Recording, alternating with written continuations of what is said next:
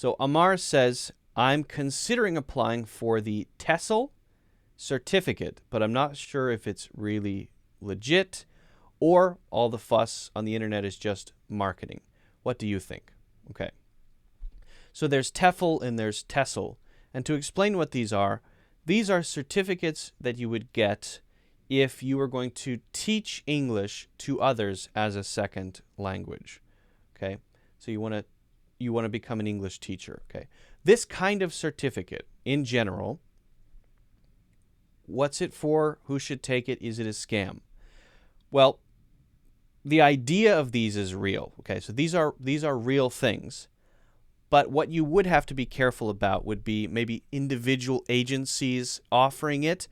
Maybe one is a scam and one is not, right? In general, these certificates, especially TESOL and TEFL, are real things, and they're certificates that you can get.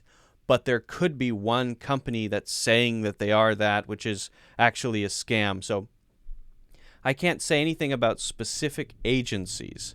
I don't know. I can't give you advice about that. You have to look into those very seriously, research them, make sure they're not a scam. Get reviews, ask people who have taken the courses, do your research, right? So I'm not going to say anything about individual agencies or places, schools, centers where you might get these certificates. Let me just speak about teaching certificates in general for English as a second language. If you want to become a teacher in a middle school or a high school, you need a state teaching certificate in order to teach in a middle school or high school. That's a long process, but once you get it, you're qualified, right? When it comes to teaching English as a second language, it's not so clear. You don't need... Ominous. It's lightning and thunder. It's not so clear, cut and dry, that you must have it or you don't need it. To be totally clear, I don't have it. Okay, I don't have any of these certificates. I've been teaching English as a second language since, well, I started teaching in China when I was 22, and I've been doing teaching in some capacity, including this, right, since then. So that means that you don't have to have it, right? Also, I started an English training company back in 2016 called Yoli, and we had thousands of students, over 40,000 classes happened on the platform, and we had hundreds of teachers on the platform around the world. Now, we were recruiting teachers for the platform, the head of which did not have one of those certificates. And what we found was the best teachers didn't necessarily have that.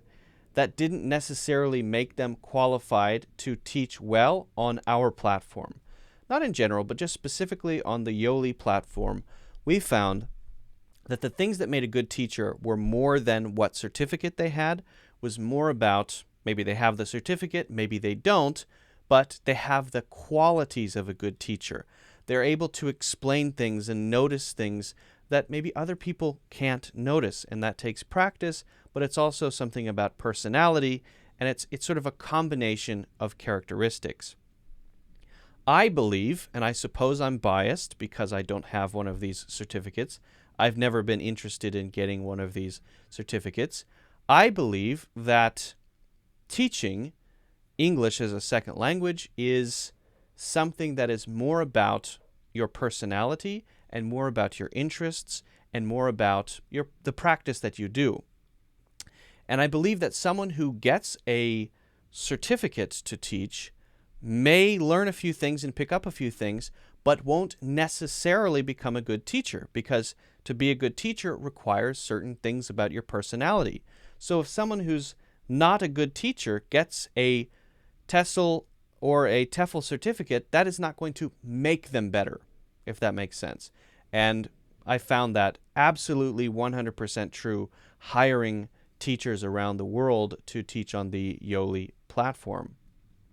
So, should you get it or should you not get it?